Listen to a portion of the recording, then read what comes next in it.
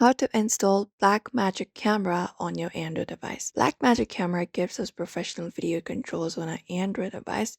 So if we do not install it correctly, the app may not show up or won't work on our device. So let's do it the right way. So the first thing we need to do is we need to check our device's compatibility.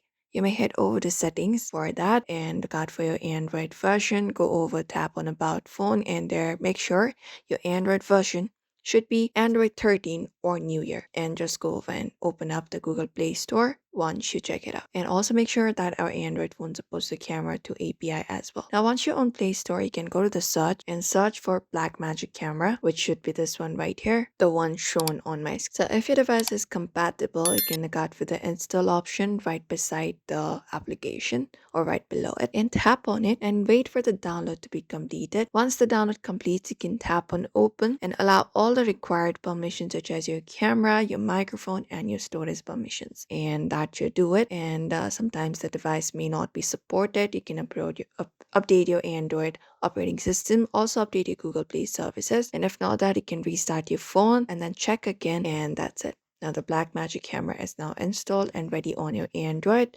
So we hope this video was helpful, and sure to give this video a like and subscribe for more tips and tutorials.